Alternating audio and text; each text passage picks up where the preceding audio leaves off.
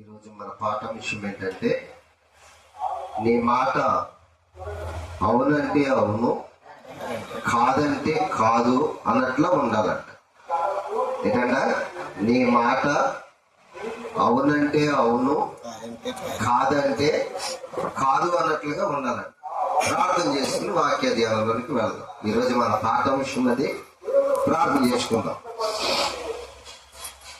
మహాపరిశుద్ధుడమైన పరలోకమందున్న కన్న తండ్రి, మీ పరిశుద్ధమైన ఉన్నతమైన నామములకు యేసుక్రీస్తు ప్రభువు వారి పేరట మీకు కృతజ్ఞతాస్తుతులు వందనాలు తెలియజేస్తూ ఉన్నాం. ఈ మధ్యాహ్న కాల సమయంలో మీ మాటలు వినడానికి మీ పిల్లలు ఆశతో ఆసక్తితో వచ్చారు. ఇక్కడ కూర్చుని వింటున్న వారిని, శబ్దయంత్రం ద్వారా వింటున్న వారిని అందరినీ మీరు చల్లగా కాపాడి వారి హృదయాలలో మా ప్రభా మంచి మార్పును, మీ వైపు పడగలిగినటువంటి మనసును వారికి కలగడానికి కావలసిన మాటలు నిలబడుతున్న మీ దాసుని నోట నుండి పలికించండి. ప్రకటింపబడిన అంశంలో ఉన్న మా ప్రభా దాగినటువంటి సందర్భాలు, భావాలు మీరు నిలబడిన మీ దాసుని నోట నుండి పలికించుటకు, నిలబడిన మీ దాసుడికి సంయోచితమైన జ్ఞానమును, పరిశుద్ధాత్మ దేవుని ప్రేరణను, మీ మాటలు చెప్పగలిగిన సామర్థ్యంను అనుగ్రహించండి. నాకు తోడుగా ఉండండి, నాలో ఉండి మీరే మాట్లాడమని యేసుక్రీస్తు ప్రభువుల వారి పేరట ప్రార్థన అడిగి వేడుకుంటున్నాం తండ్రి, ఆమేన్. మంచిది. ప్రియమైన దేవుని వాళ్ళరా, క్రైస్తవులుగా మనం అందరం కూడా దేవుని దగ్గర వాగ్దానం చేసిన వారము, దేవుని వాగ్దానంతో పాటు ఆయన నిబంధనలను గైకొనడానికి ఇష్టపడుచున్న వారమని మనము బాప్తిసం పొందినప్పుడు వాగ్దానం చేసాం దేవుని దగ్గర. ప్రతి ఆదివారం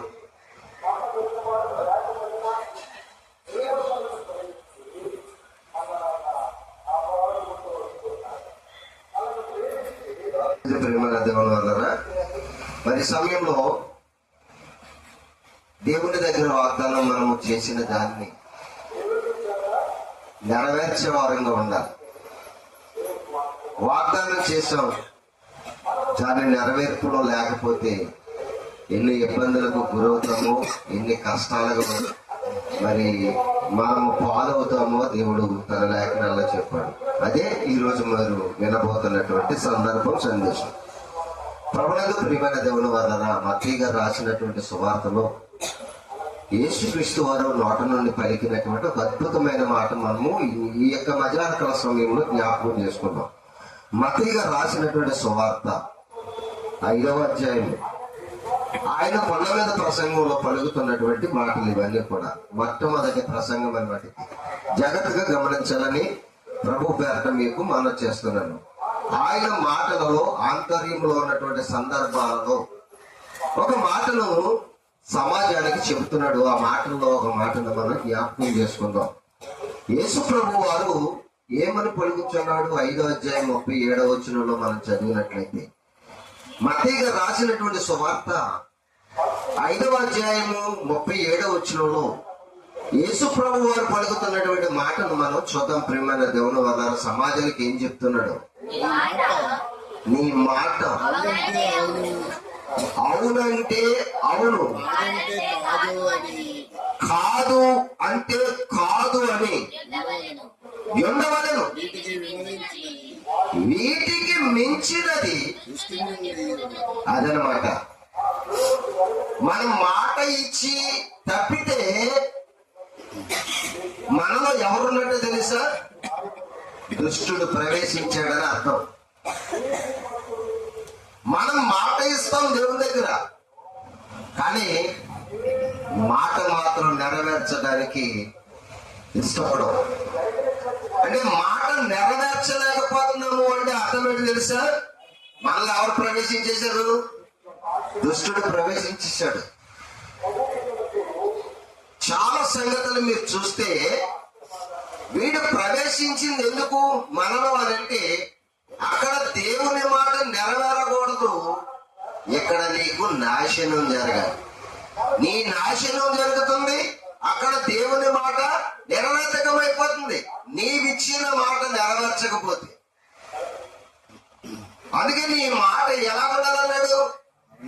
మాట ఇచ్చామంటే అది నెరవేర్చేయాలి, మరలా అది కాదన్నట్టుగా ఉండకూడదని చెప్తున్నాడు. ఇంతకీ ఈ మాట ఎందుకు చెప్తున్నాడు యేసు ప్రభు వారు? యేసు ప్రభు వారు సమాజానికి ఈ మాట ఎందుకు చెప్తున్నాడు అని అంటే, చాలా మంది మాట ఇచ్చే ముందు కొన్ని కార్యక్రమాలు చేస్తారు. ఏం చెప్పండి? నేను తప్పక నెరవేర్చేస్తానండి, నేను తప్పక ఇచ్చేస్తానమ్మా అని చెప్తారు. ఇచ్చేస్తాను అని చెప్పిన మాటగా ఉంటే బాగుంటది. తర్వాత ఏం జరిగిందో తెలుసా? దాని గురించి చెప్పాడు. ఈ మాట అవునంటే అవును, కాదంటే కాదన్నట్టుగా ఉండాలని ఎందుకు చెప్పాడంటే, దానికి ముందు కొన్ని కార్యక్రమాలు జరుగుతాయి. ఏంటి ఆ కార్యక్రమాలు అంటే, 33వ వచనం కాడికి చదవండి. 5వ అధ్యాయం 33వ వచనం కాడికి చదవండి. చదువుతున్నాడు అక్కడ యేసుక్రీస్తు వారు.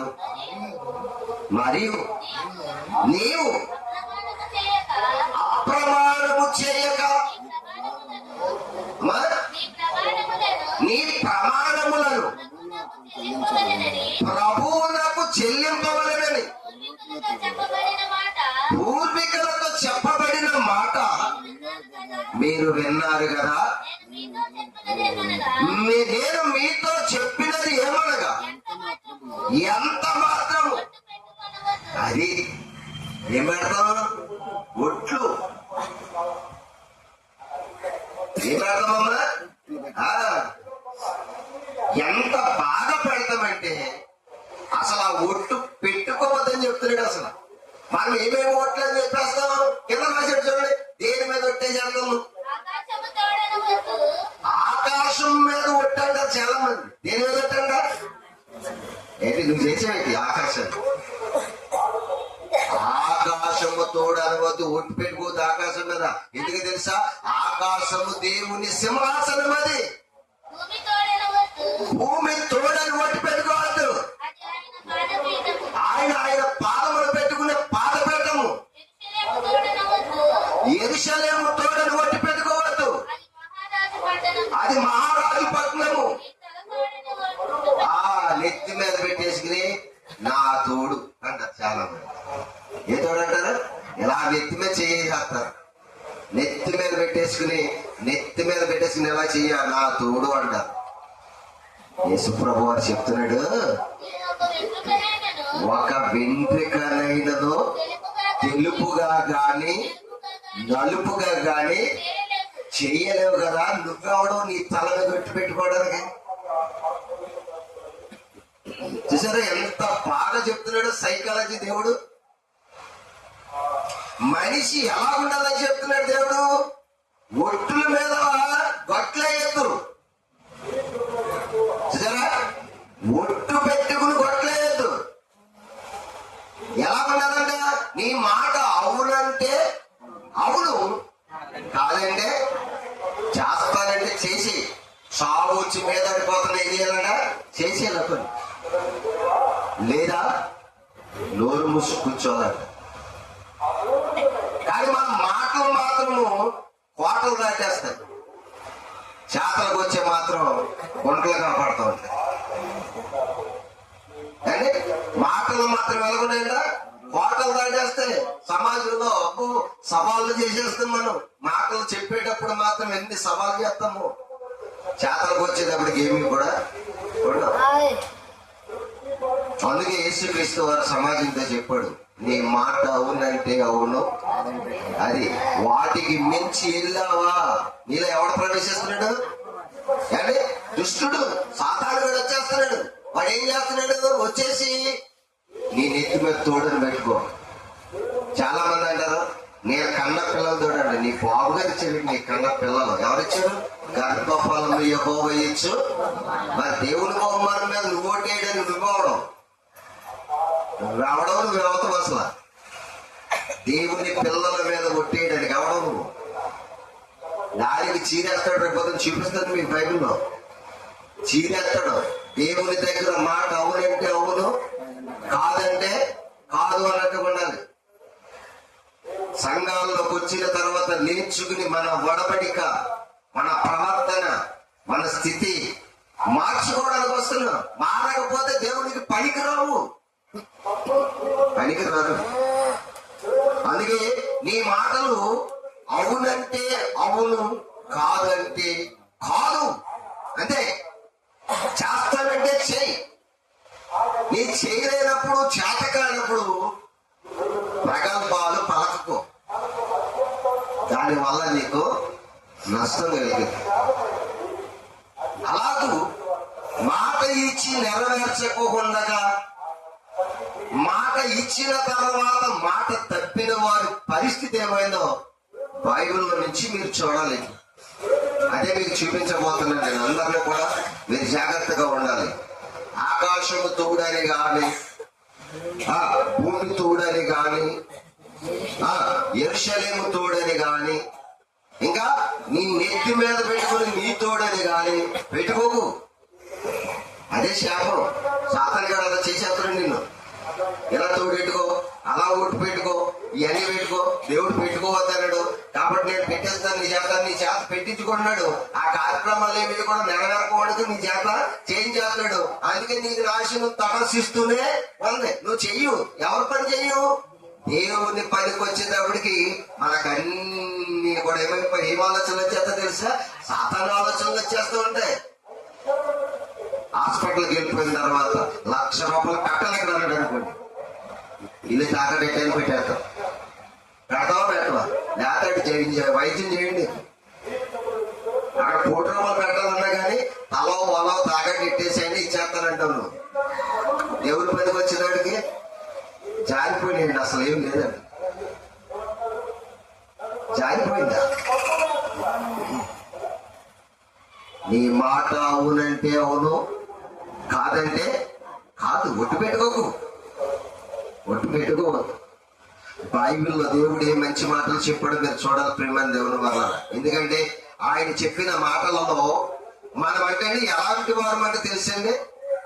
రోమాపత్రిక చూడండి, మనం ఎలాంటి వారమో చెప్తున్నట్టు చూడండి. అపోస్తలుడైనటువంటి పౌలు గారు రోమీలకు రాసినటువంటి పత్రికలో ఒక మంచి మాట చెప్తాడండి.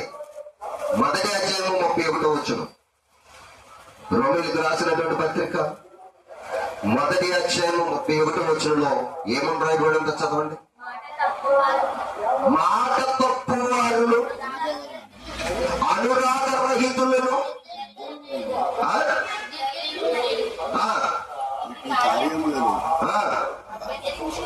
అభ్యసించేవాడు. అదన్నమాట. మాట తప్పు వారు దేనికి పాత్రలు అయిపోతారంట? మరణానికి పాత్రలు అయిపోతారు.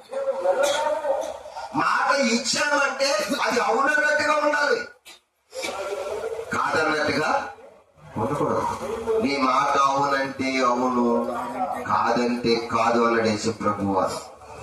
వాటికి మించి నీవు వెళ్ళొద్దు అంటున్నాడు.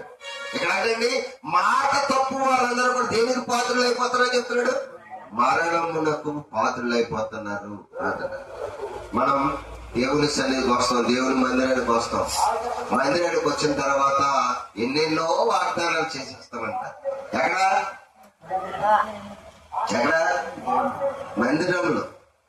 మందిరానికి వచ్చిన తర్వాత వాగ్దానాలు చేసేస్తారంట. చాలా మంది అలాగే చేశారు. పాత నిబంధన కాలంలో మందిరానికి వెళ్ళిపోయి ఏం చేశారంటే తెలుసండి? ఏం చేశారో తెలుసా? చదవండి. ప్రసంగి గ్రంథంలో ఏమని రాశాడో మనం చదివితే అర్థమవుతుంది. 5వ అధ్యాయము 2వ వచనం కానించి చదవండి. ప్రసంగి గ్రంథము 5వ అధ్యాయము 2వ వచనం కానించి చదవండి. ఆనాటి జనులు సంఘాలలోకి వెళ్ళి ఎలాంటి వాగ్దానాలు చేశారో దేవుడు చెప్తున్నాడు అక్కడ. చదవండి. నీవు దేవుని సన్నిధిని అనాలోచనగా పలుకుటకు నీ హృదయమును త్వరపడనీయక నీ నోటిని, అదనమాట, కాచుకో. జాగ్రత్తగా కాచుకోరా అబ్బాయి, లేక కాచుకో అమ్మా. త్వరపడనివ్వకు. అనాలోచనగా పలికేకు ప్రతి మాట. అనాలోచనగా పలికితే ఏం జరిగిందో తెలుసా? వచ్చిన చదవండి. కింద వచ్చిన ఏమని చెప్తున్నాడు? దేవుడు ఆకాశం ఆకాశమందున్నాడు, నీవు భూమి మీద ఉన్నావు. కావున నీ మాటలు అదనమాట కొద్దిగా ఉండాలి. నీ మాటలు చాలా కొద్దిగా ఉండాలి. విస్తారమైన పనిపాటుల వలన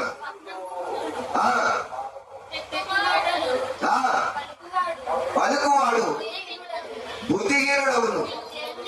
నీవు దేవునికి మొక్కుబడి చేసుకుని ఎడల దానిని చెల్లించుటకు ఆలస్యం చేయొద్దు.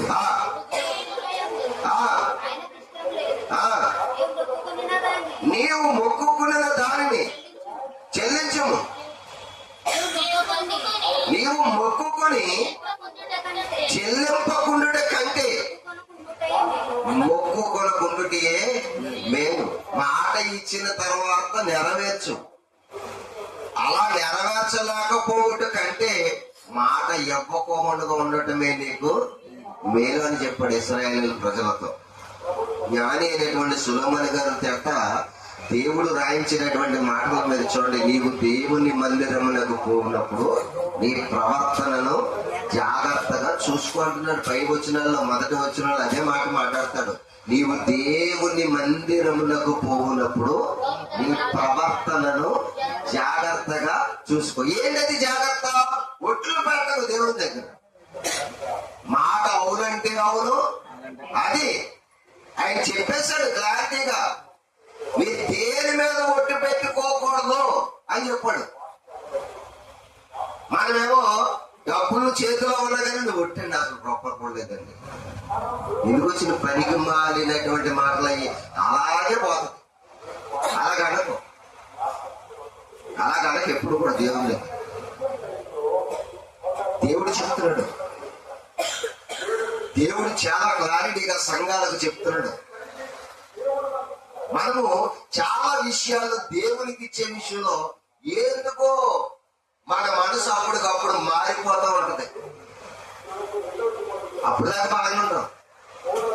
అలా చాలా మంది ఉన్నారు. మీకు చూపిస్తాను. ఇప్పుడు ఒకటండి, దేవుని దగ్గర ప్రమాణం చేసాడు, మాట ఇచ్చేసాడు. మాట ఎలా ఉండాలని చెప్పాడు యేసుప్రభువు వారు. మొదటి చెప్పాడు కదా, ఎలా ఉండాలని చెప్పాడు. మాట అవునంటే అవును, కాదంటే కాదన్నట్టుగా ఉండమని చెప్పాడు కదా. ఇప్పుడు దేవుని దగ్గర ఒక భార్యాభర్తలు ఇద్దరు వాగ్దానం చేసేసారంట. ఎవరమ్మా? భార్య భర్తలు ఇద్దరు ఏమన్నారంట, మాకు ఒక పొలం ఉంది, ఆ పొలం మొత్తం అమ్మేసి ఎవరికి ఇచ్చేస్తామన్నారు? దేవునికి ఇచ్చేస్తామన్నారు. మాట ఇచ్చారు. మాట ఇచ్చిన వాళ్ళు మాట తప్పొచ్చా? మాట తప్పు అని ఏమైపోతారని చదువుకున్నాం. ఇంతగా చదువుకున్నారు లేదా? నా సొంత మాటలు కదమ్మా, నా సొంత మాటలు చెప్తున్నాడు అనుకోకండి. బైబిల్లో జరిగినవే చూపిస్తున్నాడు మీకు. చూడండి, మీకు క్లారిటీగా అలాగూ ఉన్నవో లేవో మీరు జాగ్రత్తగా చూడాలి. ఆ మాటలన్నీ కూడా మీకు ఆ మాటలు అలాగూ లేకపోతే, అలాగూ లేనివి అయితే నేను చెప్పవలసినటువంటి అవసరత నాకు లేదు. ప్రియమైన దేవుని వారు, ఇక్కడండి మాట తప్పు వారు దేనికి పాత్రలు అయిపోతారని చదువుకున్నారు? మరణానికి పాత్రలు అవుతారని రోమపత్రికలో అపోస్తలుడు అయినటువంటి పౌలు గారు చెప్పాడు. ఇప్పుడు మాట ఇచ్చిన తర్వాత దాన్ని నెరవేర్చాలి. నెరవేర్చకపోతే మాట తప్పు వారందరూ మరణానికి పాత్రలు. ఎందుకంటే నీ మాట అవునంటే అవును, కాదంటే కాదు అని చెప్పవలనని యేసుక్రీస్తు వారు చెప్పినటువంటి మాట ప్రకారంగా మనము ప్రవర్తించాలి. ఇప్పుడు ఎట్లన్నాడు? ఇప్పుడు మీరు బాగా చదవండి. అపోస్తలుల కార్యాలు 5వ అధ్యాయము 1వ వచనానికి రండి. అపోస్తలుల కార్యాలు 5వ అధ్యాయము 1వ వచనానికి రండి. ఏమని రాయబడిందో చూడండి. అక్కడ అననీయాను ఒక మనుషుడు తన భార్య అయిన సఫీరాతో ఏకమై పొలమమ్మేను. భార్య ఎరుకనే వారు దాని వెలలో కొంత దాచుకుని కొంత తెచ్చి అపోస్తలుల పాదముల యొద్ద పెట్టెను. అప్పుడు పేతురు, అననీయ, నీ దాచుకుని పరిశుద్ధాత్మను మోసపుచ్చుటకు. అదేనమాట. ఎలా అంటే వినండమ్మా, నిద్రకండి. ఇప్పుడే కదా వచ్చారు, నిద్రకండి. నిద్రతకు రాలేదు ఇక్కడికి, వాక్యాన్ని వినడానికి వచ్చారు. చక్కగా వాక్యం వినాలి. పడుకుంటకు వచ్చారా? చక్కగా వినండి, వాక్యాన్ని వినండి.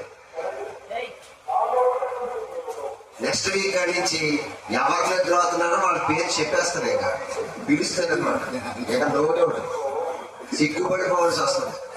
ఎందుకంటే బైబిల్ చెప్తుంది సిగ్గుమాలిన జనులారా. ఏమని చెప్తుంది? సిగ్గుమాలిన జనులారా. చూడండి జపన్య గ్రంథం 2వ అధ్యాయంలో ఏమని చెప్తున్నాడు చూడండి. చూడండి, నేను చెప్తున్న మాటలే కదా, బైబిల్లో ఉన్నాయో లేవో చూడండి. సమాజంతో దేవుడు ఏమో చెప్తున్నాడు చూడండి. సమాజంతో చెప్తున్నాడు దేవుడు. నా మాటలు అనుకోకండి, మళ్ళీ నేను చెప్తున్నాను ఏమో ఇంటికి వెళ్ళిపోయిన తర్వాత అలా చెప్తున్నాడు పనికి మంది అనుకోకండి. అందులో బైబిల్లో ఉందో లేదో చూసుకోండి. మీకు కళ్ళెట్టి చూడండి. ఇప్పుడు జపన్య గ్రంథము 8వ పేజీ చెప్పండి వాళ్ళకి. 770 పేజీ జపన్య గ్రంథము 2వ అధ్యాయం 1వ వచనంలో ఏమంటున్నాడా? నేనన్నాడా? అన్నాడు ఆయన. అన్నాడా? ఏమన్నాడు ఆయన? సిగ్గుమాలిన జనులారా రండి. నిద్రత కాదు, ఎంటకు రండి అంటున్నాడు. చాలు. సిగ్గుమాలిన జనులారా కూడి రండి, పడుకుంటాకు కాదు, నా వాక్యం వెంటానికి రండి అంటున్నాడు. జాగ్రత్త. నెక్స్ట్ వీక్ నుంచి అమ్మడికి కుడిపాట్లు వచ్చిన వాడి పేరెంట్ కేకేస్తాను. అందులో నో డౌట్. పళ్ళు తెసిన అవసరం అయితే చీపురు పొలం పెట్టుకుని వెళ్ళాలంటే ఎవడైనా పళ్ళుకి చీపురు పొలాలు పెట్టేసుకోలేం కదా. ఆ టైప్ లో వెళ్ళదా పేరు పెట్టి కేకేసి నిలబెడుతుంది. దేవుని వాక్యం అంటే పై మండలు అవడకన్నా ఒళ్ళు చల్లడించాలి. అవడకైనా సరే వాక్యం అంటే మానేసి తినేసి ఇక్కడ దొంగటకు వచ్చా దొంగగా ఇక్కడ పడుకో. వాక్యం ఏం చేయాలి? ఏమంటే చూడండి, దేవుడి దగ్గర వాగ్దానం చేశాడు. అందుకోండి, నా భూమి మీద మాత్రం అమ్మేసి ఎవరికి చేస్తానన్నారు? ఇచ్చేయాలా ఇవ్వకన్నదా? మాట ఇచ్చినప్పుడు ఏం చేయాలి? ఇచ్చేయాలి. నేను ఫలాలు ఇస్తాను అన్నప్పుడు దేవుని దగ్గర, దేవుని సన్నిధిలో అనాలోచనగా పలుకవు, ఇచ్చేయి. ఇక్కడ మా పొలము అమ్మిన ప్రతి పైసనికి ఇచ్చేద్దాం ఉన్నారు. డబ్బు చేతికి వచ్చేటప్పటికి అంత ఇచ్చేయాలంటవా? చాలా మందికి చెయ్యి వెనక్కి లాగేస్తూ ఉంటదండి. దేవునికి ఇచ్చేటప్పటికి వెనక్కి లాగేస్తూ ఉంటది. డబ్బు ఉంది కదా, డబ్బు చేతికి వచ్చేదానికి బాగుంటుంది. మాట ఇచ్చేటప్పుడు మాత్రం సవాల్ చేసి మరీ చెప్పేస్తాం. వీళ్ళు అలాగే చేసే సమాజం ముందు మా భూమి ఎంత వెలకు అమ్మితే అంత వెల తెచ్చేసి మీ దగ్గర పెట్టేస్తామన్నారు. బాగా రేట్ వచ్చింది. ఆ డబ్బును చూసి దానికి కళ్ళు కొట్టేసి సత్తనే కొంత దాచుకుంటారు అంటుంది. అయ్యి బాబోయే, నువ్వు 2 ఏళ్ళు ఇచ్చేస్తావా? 2 ఏళ్ళు ఇచ్చేస్తావా? ఎందుకు? అందరూ తక్కువ 500 ఇస్తారు, నువ్వు 2 ఏళ్ళు ఎందుకు? దాచుకో. 1500 నీకు మిగులుతీగా దాచుకో. దాచుకుంటే ఏం జరిగిందో తెలుసా? ఏం జరిగిందో చూడండి. ఇప్పుడు చదవండి బైబిల్లో. అది నీ వద్ద ఉన్నప్పుడు నీవే కదా అమ్మిన పిమ్మట అది నీ వశమై ఉండలేదా? ఎవరో ఉద్దేశించుకుంటున్నావు? నీవు మనుషులతో కాదు, అది పాస్టర్ గారితో కాదు అబద్ధం ఆడింది. ఎవరితోటి? అది నీవు దేవుని సన్నిధిలోనికి వచ్చి మాట ఇచ్చిన మాట ఎవరితో అబద్ధం ఆడుతున్నావు తెలుసా? దేవునితో అబద్ధం ఆడుతున్నావు. దేవునితో అబద్ధం ఆడుతున్నావు. నీ అబద్ధం ఎవరికి తెలుసు? పాస్టర్ గారికి తెలవకపోవచ్చు, పక్కనున్న సంఘ సహోదరి అయిన విశ్వాసికి తెలవకపోవచ్చు. ఎవరికి తెలుసు?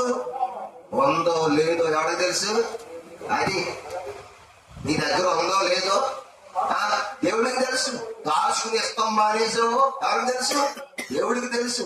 దాచుకున్నాడు, ఏమైపోయాడు? చదవండి ఇప్పుడు. అననీయ ఈ మాటలు వినుచునే మరన్నీ పడి ఏమి విడిచిపెట్టాడంట? ఏమి విడిచిపెట్టాడంట? ప్రాణం చనిపోయాడు. ఎందుకని ఎందుకని? మాట తప్పడు. ఈ మాట మీరు మైండ్ లో పెట్టుకోవాలి. ఏం తప్పడు? మాట తప్పడు. దేవుడు ఏమో చెప్పాడు, నీ మాట అవునంటే అవును, కాదంటే కాదు అని అన్నాడు. మాట తప్పవా మరణమైపోతామని చెప్పాడు. మన చదవండి, రోమపత్రిక 1వ అధ్యాయం చదవాలి. ఆ మాట మీకు అర్థం కావాలి. 31వ వచనం,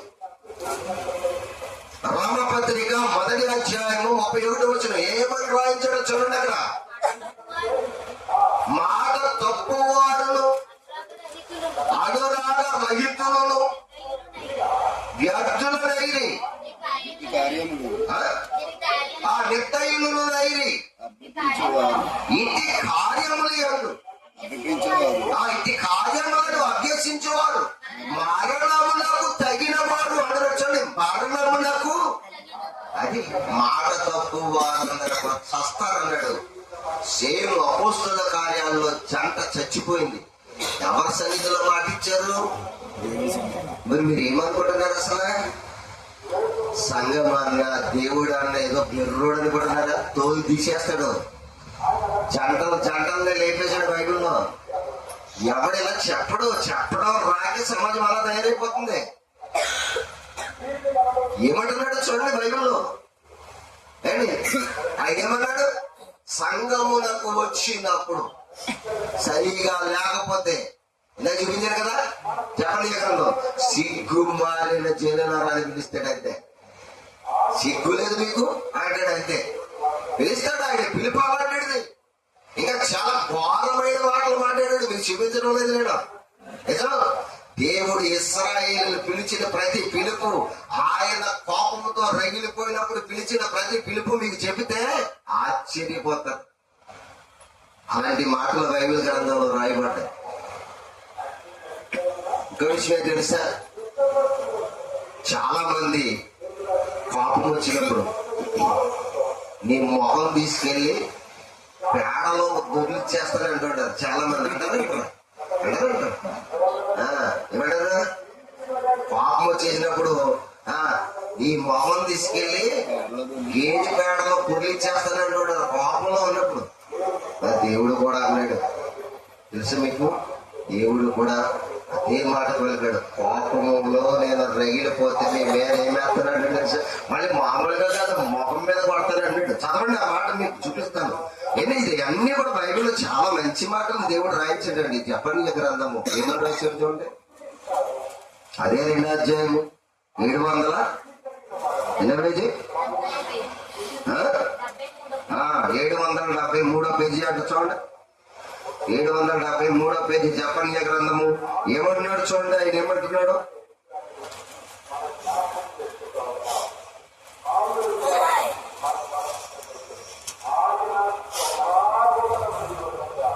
చదవండి మొదటి నుంచి. చూడరండి, పొట్టి గాలికి ఎగిరినట్లు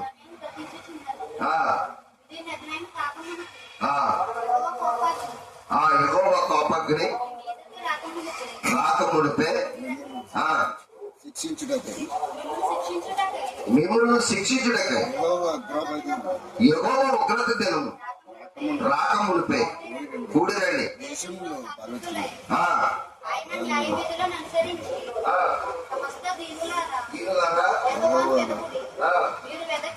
మీరు వెదకి వినయం గలవారై ఆయన ఉగ్రత దినమున మీరు దాచపెడతారు.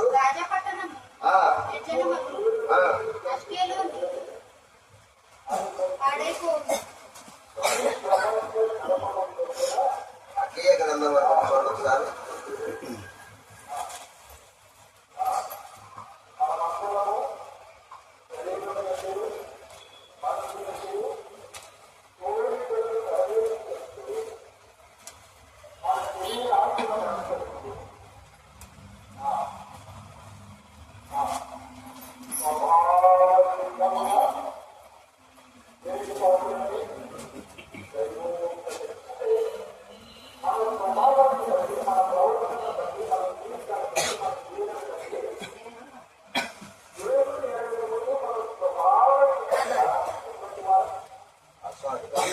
మలాకి గ్రంథము 2వ అధ్యాయము అక్కడ చెప్తున్నాడు చూడండి, ఒక మంచి మాట అక్కడ చెప్తాడు చూడండి. మలాకి గ్రంథం 2వ అధ్యాయం 3వ వచనం ఏమని రాయబడి ఉంది అక్కడ? మిమ్మును బట్టి విత్తనములను చెరిపివేత్తును, మీ ముఖముల మీద పేడ వేత్తును, పండుగలలో మీరు అర్పించు పశువుల పేడ వేస్తున్నాడు. చూడండి, మెత్తడంటే పేడ వేసిపోతాడంటే మన మొక్కలు వేసి దేవుడు ఇశ్రాయేలులతో చెప్తున్న మాట. ఆయనకు కోపం రగిలితే ఎలాంటి పని అయినా చేయడానికైనా వెనుకాడనటువంటి వాడు. బైబిల్లో ఇంత క్లారిటీగా రాశాడు. అందుకే మన మాట ఎలా ఉండాలని చెప్తున్నాడు ఆయన. అవునంటే అవును, కాదంటే కాదు అన్నట్టుగా ఉండాలి. ఇశ్రాయేలు ప్రజల్లో ఏండి ఆ వాగ్దానం బయలుదేరిన తర్వాత యూదులలో కొందరు ఆస్తులన్నీ దేవునికి ఇవ్వాలనుకున్నారు. మాట ఇచ్చిన వీరు మాట తప్పారు. మాట తప్పిన వెంటనే వారు ఏమైపోయారంట? మరణం అయిపోయారు. మాట ఇచ్చిన తర్వాత మనము మాట తప్పకూడదు, మాట నెరవేర్చాలి. అలా నెరవేర్చకపోతే మనకి నష్టం కలిగిద్దని చెప్తున్నాడు. ఇంకో మాట చూడండి, బైబిల్ గ్రంథంలో అద్భుతమైన మాట మనకి కనిపిస్తూ ఉంటది. తిమోతి గారికి రాసినటువంటి 2వ పత్రిక 2వ అధ్యాయం 16వ వచనంలో ఏమని చెప్తున్నాడు చూడండి. తిమోతి గారికి రాసినటువంటి 2వ పత్రిక 2వ అధ్యాయం 16వ వచనంలో ఏమని రాయబడి ఉందో చూడండి. అపవిత్రమైన వట్టి మాటలకు విముఖుడమై ఉండము, అట్టి మాటలాడేవాడు మరి ఎక్కువగా. అదొద్దు మాట.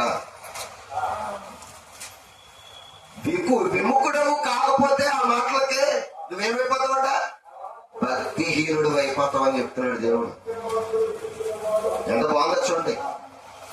మనము మాట తప్పని వారంగా ఉండాలి. మాట ఇచ్చామంటే మాట తప్పని వారంగా ఉండాలి. లేకపోతే మనం ఏమైపోతామంట? భక్తిహీనులు అయిపోతామంట. మాట తప్పి భక్తిహీనులు అయిపోయి మరణాన్ని చేకూర్చుకున్నారు. ఎవరు? అననీయ, సఫీరా. అందుకే దేవుని సన్నిధిలో మనం ఎప్పుడైనా కానీ అనాలోచనగా ఏ మాట కూడా పలకకూడదు. ఆలోచించి మాట్లాడదు. మాట్లాడే విధానంలో మాట్లాడదు. అనాలోచనగా మాట్లాడితే మనకి ఏం జరిగింది అన్నాడు మత్తయి గారు రాసినటువంటి సువార్త 26వ అధ్యాయం 33వ వచనంలో ఏమంటున్నాడు చూడండి. చదవండి, ప్రతి మాట కూడా ఎంత బాగా రాయించాడో చూడండి. మత్తయి గారు రాసినటువంటి సువార్త 26వ అధ్యాయం 33వ వచనంలో ఏమని రాయబడిందో చూడండి. అందుకు పేతురు మీ విషయమై అందరూ అభ్యంతరపడినను నేను ఎప్పుడు అభ్యంతరపడనని ఆయనతో చెప్పగా యేసు అతనిని చూచి ఈ రాత్రి, ఇది మీకు నాకు తెలిసిన సందర్భమే, పేతురు గారండి యేసుక్రీస్తు వారిని అప్పగించబడే రాత్రి ఒక మాట చెప్తున్నాడు. ఈ రాత్రి గొర్రెల కాపర్ని కొట్టుదురు, గొర్రెలన్నీ కూడా ఏమైపోతాయని చెప్తున్నాడు? చెదిరిపోతాయి అని చెప్పినప్పుడు ఆయన గురించి చెప్తున్నటువంటి సందర్భాన్ని విన్నటువంటి ఏంటి పేతురు గారు అంటాడు, ప్రభువా ఎందరూ చెదిరిపోయినా నేను మాత్రం నిన్ను విడిచిపెట్టను అన్నాడు. 33వ వచనం బాగా చదవండి. ఆ కింద వచనాల దాకా చదివితే మంచి క్లారిటీ వస్తుంది మనకు. చదువుదాం.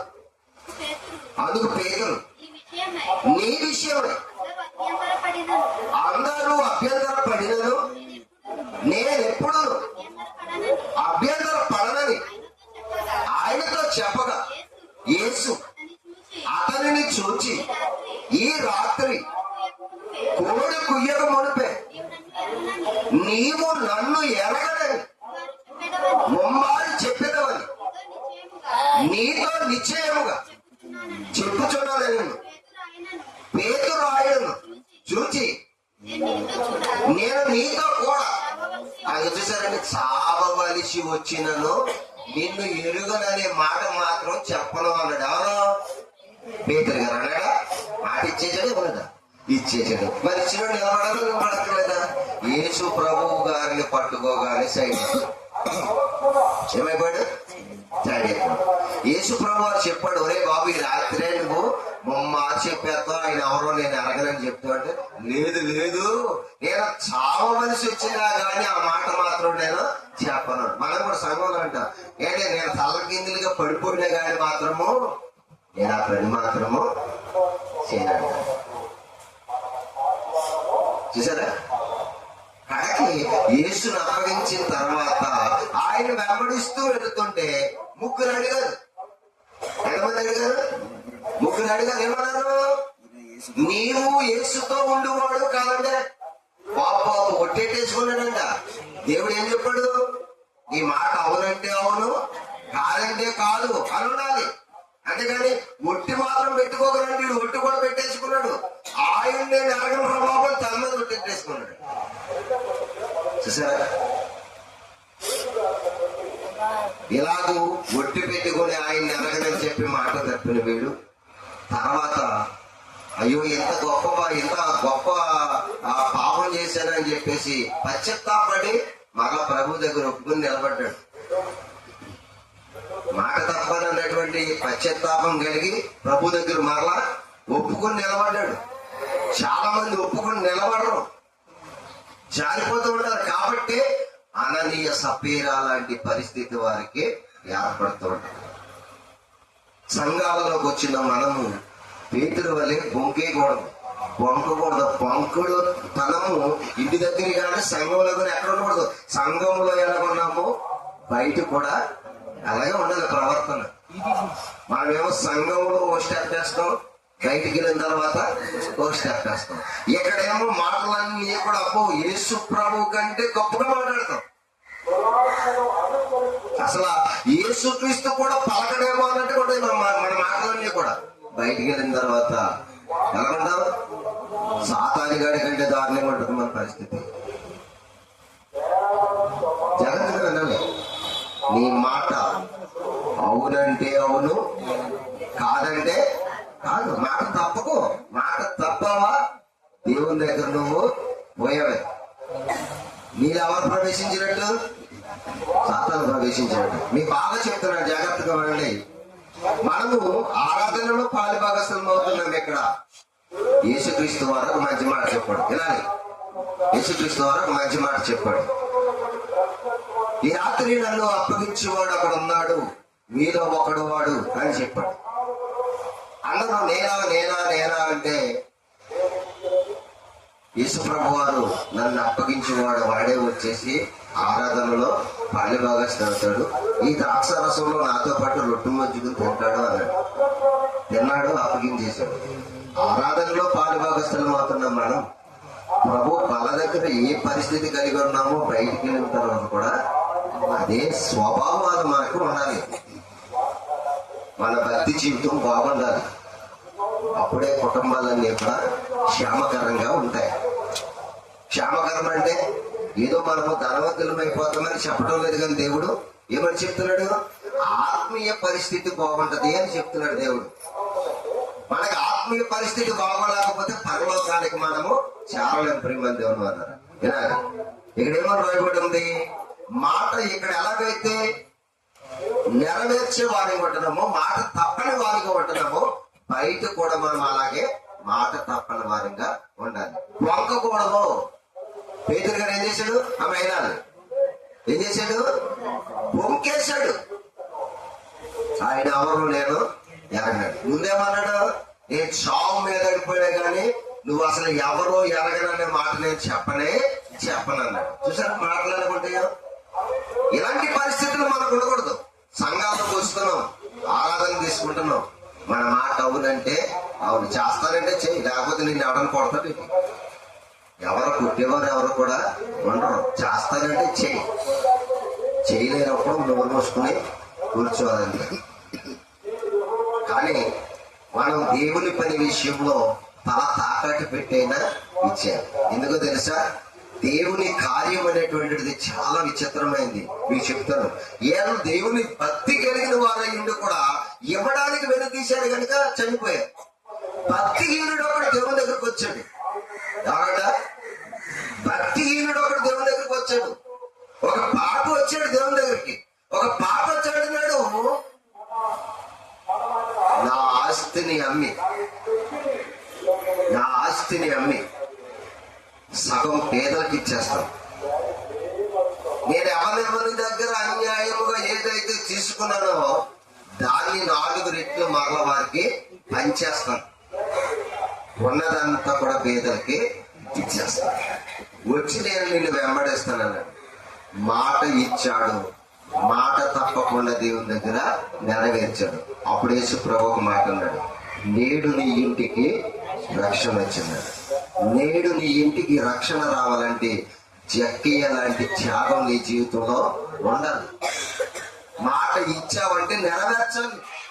నీ మాట అవునంటే అవునన్నట్టుగా ఉండాలి, కాదంటే కాదన్నట్టుగా ఉండాలి. ఒట్టి లెక్కకు ఒట్టి మీద మరి పెట్టేసి దాన్ని నెరవేర్చకోకుండా ఎన్నో అబద్ధాలతో పక్కకు తప్పుకోకూడదు. తప్పుకుపోయేవాడి దేవుడు ఎవరితో అబద్ధం ఆడుతున్నాడు? చదువుకున్నది మీరు ఇందాక ఎవరితో? పరిశుద్ధాత్మ దేవునితో అబద్ధం ఆడుతున్నావు, ఎవరితోనో కాదు. సంఘాలలో ఉన్న మనం ఎవరితో అనుకుంటున్నాం? ఏదో పెట్టేసాం, మాట ఇచ్చేసాము, ఆ చెయ్యకపోతే ఏంటో అనుకుంటాం. ఆ చెయ్యకపోతే ఏంటో ఇక్కడ దేవుడు చూపిస్తాడు మనకి. మంచి మాట చూడండి, యాకోబు గారు రాసిన పత్రికలో ఇంకేమంటున్నాడు చూడండి. మనకి యాకోబు గారు రాసినటువంటి పత్రిక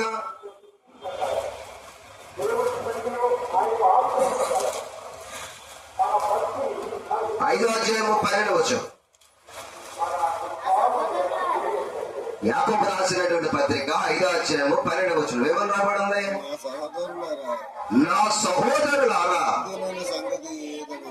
ముఖ్యమైన సంగతి ఏమనగా ఆకాశము తోడని గాని భూమి తోడని గాని మరి దేని తోడని గాని ఒట్టు పెట్టుకోవద్దు అన్నాడు. ఏం పెట్టుకోవద్దు? ఎలా అర్థమైనా? ఏం పెట్టుకోకూడదు? ఇప్పుడు ఈ కాడించి మాని ఒట్లు పెడతాం. ఇప్పుడు దాకా పెట్టారేమో, అదే మీకు నాశనం. తెలుసు మీకు? మీరు ఏదైతే ఒట్టేట్టుకుంటున్నారో అదే మిమ్మల్ని నాశనం చేస్తుంది. దేవుడు చెప్పాడు, ఏం పెట్టుకోవద్దు అన్నాడు? ఒట్టు పెట్టక బాబు తల్లి, ఒట్టు ఎవరు పెట్టుకోకండి, దేవుడు పెట్టద్దు అన్నాడు. పెట్టుకున్న ఒట్టే మీ మీదకు నాశనాన్ని తీసుకొస్తుంది. అందుకే కింద వచ్చిన అంటున్నాడు చూడండి, మీ మాట మీరు ఆకాశము తోడని గాని భూమి తోడని గాని మరి దేని తోడని గాని ఒట్టు పెట్టుకొనక మీరు తీర్పు పాలు కాకుండానట్లు. చూడండి, తీర్పు పాలు అంటున్నాడు. తీర్పు పాలు అంటే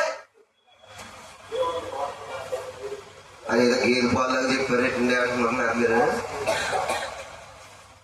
తీర్పు పాలు కాకుండానట్లు అంటే తీర్పు అంటే ఏంటో తెలుసా? శిక్షకు అర్హులు కాకుండానట్లు. తీర్పు పాలు కాకుండానట్లు అవునంటే అవును, కాదంటే కాదు అని ఉండవలెను. చూసారండి, ఎక్కడ కూడా యాకోబు గారు ఏమని రాస్తున్నాడు? మీరు దేని తోడు పెట్టుకోవద్దు. మీ మాట అవునంటే అవును, కాదంటే కాదు అన్నట్టు ఉండాలి. లేకపోతే మీరు ఏమైపోతారంట? ఏమవుతారంట? శిక్షకు పాత్రులు అవుతారన్నాడు. తీర్పు పాలంటే అర్థమేటన్నారు? శిక్షకు పాత్రులు అవుతారు. ఆ శిక్షకు పాత్రులు మీరు కాకూడనట్లు మీరు మాట ఇస్తే దాన్ని నెరవేర్చేవారుగా ఉండాలి. ఎక్కడో మాట అక్కడో మాట ఉండకూడదు. ఎక్కడ? సంఘములో ఒక మాట, సంఘములో నుంచి వెళ్ళిపోయిన తర్వాత ఇంకొక మాట మన జీవితాలలో ఉండకూడదు. అలా ఉందా మనమందరము శిక్షార్హులం అవుతాము. అలా శిక్షార్హులైన వారు ఎవరైనా ఉన్నారంటే ఎవరున్నారు? అననీయ సప్పీరాలు శిక్షలోకి పోయారు. చూసారు మీరు కళ్ళారా? వారు దేవుని దగ్గర వాగ్దానం చేశారు, ఇచ్చిన మాట నెరవేర్చుకోలేదు, మాట తప్పారు. మాట తప్పారు కాబట్టి మరలా ఇంకొకళ్ళ దగ్గర అది రిపీట్ కాకుండా వాళ్ళ కళ్ళ ముందే వీళ్ళని ఏం చేశాడు? దేవుడు చంపేశాడు. సామెతల గ్రంథం 6వ అధ్యాయం 2వ వచనం.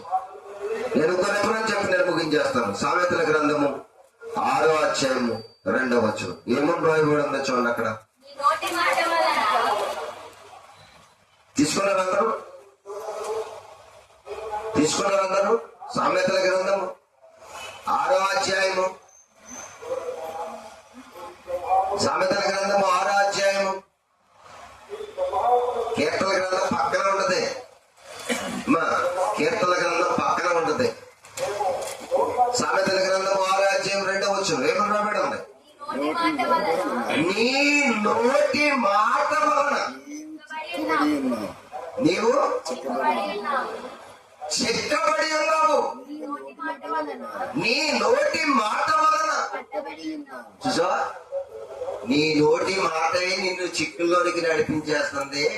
నీ నోటి మాటే నిన్ను పాపం మరణానికి అప్పగించేస్తుంది. మరణము చేత పట్టబడతాడు ఎవరి మాట వల్ల? అందుకే నీ మాటలు అలా ఉండాలన్నాడు, కొద్దిగా ఉండాలి. మాటల వల్లే మనకు అన్ని సంభవిస్తున్నాయి. అందుకే మనము మాట ఎవరి దగ్గర మాట్లాడినా, భార్య దగ్గర మాట్లాడినా, భర్త దగ్గర మాట్లాడినా, సంఘంలో మాట్లాడినా, మన మాట అవునంటే అవును, అది చక్కగా ఉండాలి. ఈ మాటలకు మించి వెళ్ళామంటే మనకి వెనకాల వచ్చేది ఏంటనుకున్నారు? ఒక పక్క నుంచి పాపము వెంబడిస్తూ ఉంటది. కొన్ని చిక్కులు మనం పడిపోవడానికి కారణం ఏంటనుకున్నారు? మన మాటలే. మన దేవుని సన్నిధిలో పలికిన మాటలే మనల్ని చిక్కుల్లో పెడుతున్నాయి. రాశాడు బైబిల్లో. అందుకే ఆ చిక్కుల్లో పడకూడదు ఉండాలంటే మనం దేవుని దగ్గర మాటలు అవునంటే అవును, కాదంటే కాదు అన్నట్టు ఉండాలి. ఒక మాట చెప్పిన గురించి చేస్తాను. ఇశ్రాయేలీయుల గురించి చెప్పాడు మోషే గారి చేత దేవుడు పలికించినటువంటి మాట, ఇశ్రాయేలీయుల గురించి చెప్పినటువంటి మాట సంఖ్యాకాండంలో ఒక అద్భుతమైన మాట మనకు కనిపిస్తుంది. 30వ అధ్యాయము సంఖ్యాకాండము 30వ అధ్యాయము 2వ వచనాన్ని మనం చదువుకుందాం. ఆ మాటను మనం చదువుకుని ఇక నేను ముగిస్తాను. జాగ్రత్తగా చదువుకుందాం. ఆ మాట దాని వివరించి చేస్తాను. చదువుకుందాం ఆ మాట. సంఖ్యాకాండము 30వ అధ్యాయము 2వ వచనం. ఇది యెహోవా ఆజ్ఞాపించిన సంగతి. ఒకడు యెహోవాకు మొక్కుకుని ఎడల లేక తను బద్ధుడవుటకు ప్రమాణం చేసిన ఎడల అతడు ఏం చేయకూడదు అంటే తన మాట తప్పక తన నోటి నుండి వచ్చినదంతయు అది ఏం చేయాలి? ఏం చేయాలి? మన చదువుతారు అన్నమాట. 30వ అధ్యాయం 2వ వచనం. ఇది యెహోవా ఆజ్ఞాపించిన సంగతి. ఒకడు యెహోవాకు మొక్కుకొనిన ఎడల లేక తాను బద్ధుడగుటకు ప్రమాణము చేసిన ఎడల అతడు తన మాట తప్పక తన నోట నుండి వచ్చినదంతయు అది. లేకపోతే ఏమవుతాడు? తన నోట నుండి వచ్చినదంతా ఇప్పుడు ఏం చేయాలంట? నెరవేర్చాలి. మాట తప్పేవాడు దేవునికి ఇష్టపడ్డాడు.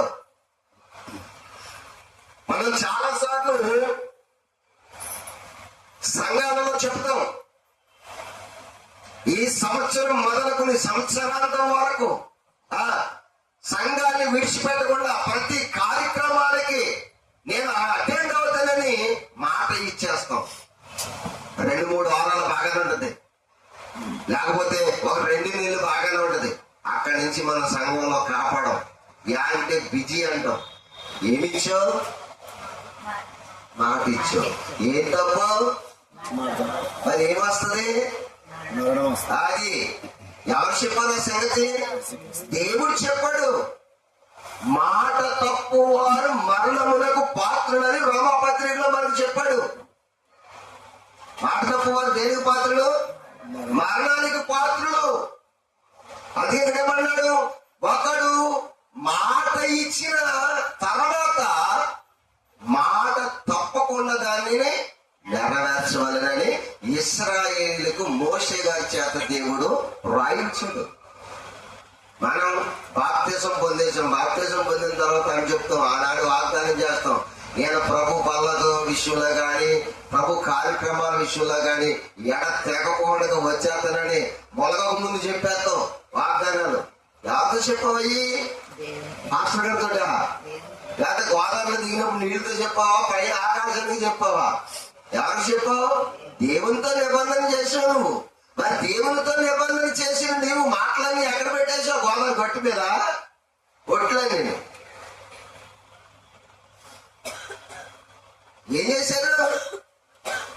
ఒక ఆవిడ అంటదండి, నా కుటుంబంలో శాంతి లేదండి, నేను రాలేదండి, రాకపోతే అక్కడ తోలు తీసి అక్కడ దొక్కారు, ఎక్కడ చోట దొక్కారు, లాగలేదు. బైబిల్ ఏమని చెప్తుంది తెలుసా? నీ ముక్కుకి జ్ఞానం వేసి ఎక్కడికి లాగాలి అక్కడికి నేను లాగుతాను. అక్కడ ఉంది బైబిల్లో, మీకు చూపిస్తాను. ఈ మాటలను చెప్పడానికి సమయం లేదు.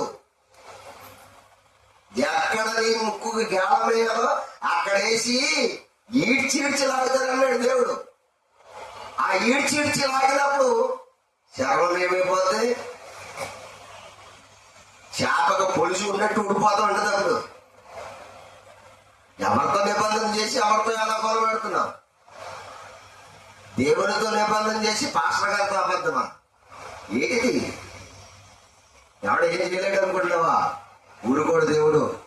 అలానే సభ్యురాలను ఊరుకున్నాడా? మాట తప్పినందుకు ఊరుకోలేదు కదా.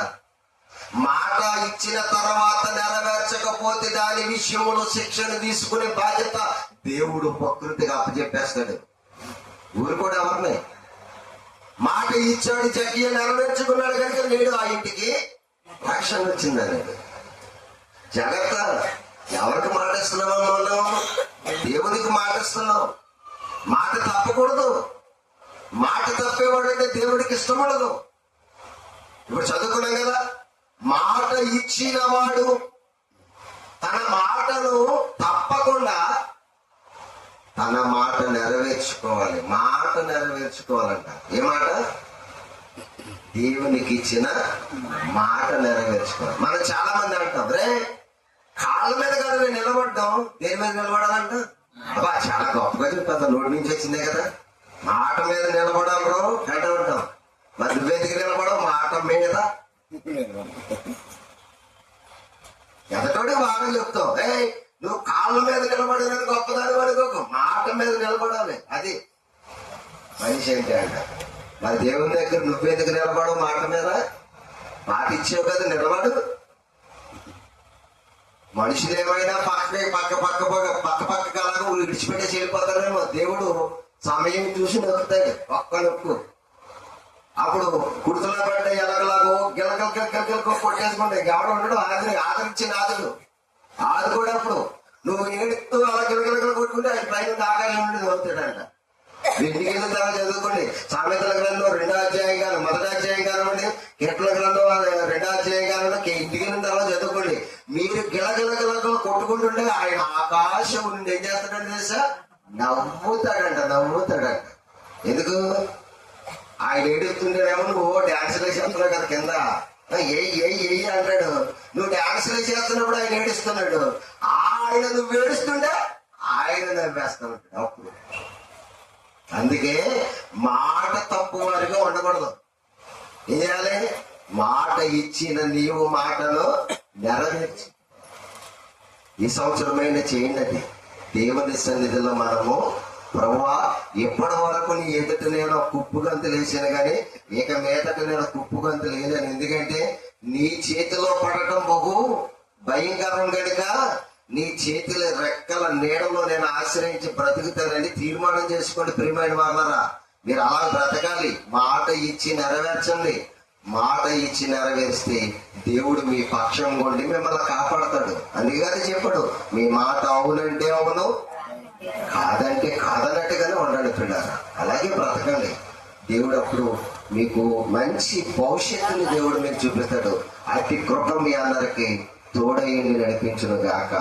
ఆమె దేవుడి కొద్ది మాటలు మన వెనుకడలో దీవించును గాక. ప్రార్థన చేసుకుందాం.